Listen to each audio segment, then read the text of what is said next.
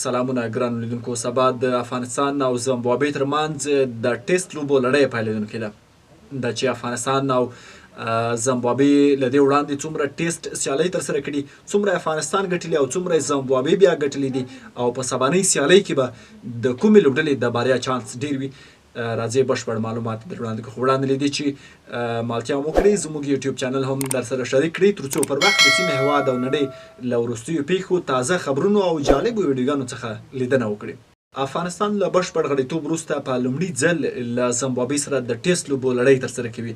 په داسې حال کې چې له دې وړاندې له نورو هېوادونو سره سیالۍ ترسره کړي، خو دا به لومړی ځل وي چې افغانستان له زیمبابوې سره سیالۍ ترسره کوي. افغانستان په 2013 کال کې د هندوستان پر وړاندې ټیسټ سیالۍ ترسره کړه، او زیمبابوې بیا په 1992 کال کې د همدغه هندوستان پر وړاندې ټیسټ سیالۍ ترسره کړې وه. افغانستان تر دې وړاندې هم 4 ټیسټ سیالۍ ترسره کړي چې په 2 سیالیو کې بری خپل کړی او په 2 سیالیو کې بیا له ماتې سره مخ شوي.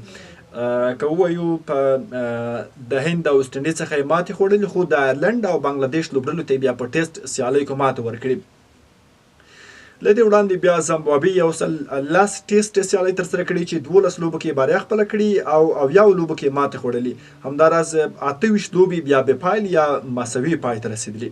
په روان کال کې دا د افغانستان او زیمبابوې د دواړو لوبډلو ترمنځ لومړنۍ ټیسټ لوبې دي چې په خپلو منځو کې ترسره کوي. یعنې په روان کال کې له دې وړاندې دغو دواړو هېوادونو کومې ټیسټ سیالۍ نه دي ترسره کړي. د افغانستان لوبډله د ټیسټ لوبو په درجه بندۍ کې اوس مهال په 10م مقام کې قرار لري، چې تر دې مخکې یو ځل 9م مقام ته هم رسېدلې وه. خو د زیمبابوې لوبډله اوس مهال په 11م مقام کې قرار لري، چې تر ټولو غوره مقام بیا 9م مقام و، یعنې کوم چې له دې وړاندې یې ترلاسه کړی و. لومړی ټیسټ لوبه چې سبا پیلېږي د دواړو لوبډلو لپاره به اسانه نه وي. همداراز د افغانستان مخکښ وروتو په اچونکي راشد خان ګوته هم ټپي ده چې په دغه سیالۍ کې به ګډون ونه لري. نو دا د افغانستان او زیمبابوې په کل کې د ټیسټ سیالیو هغه معلومات چې تاسو ته مو در وړاندې کړل، دا چې په سبانۍ سیالۍ کې به افغانستان کرکټ ملي لوبډله وکولی شي ښه پیل وکړي، په داسې حال کې چې په 3 ورځنۍ تمریناتي سیالۍ کې زیمبابوې په کامله توګه د افغانستان پر وړاندې برلاسې وه. نو کله هم چې سبا هم سیالۍ ترسره کېږي، د هغو ځای جزئیات به هم در وړاندې کوو. له چټک نیوز سره اوسئ.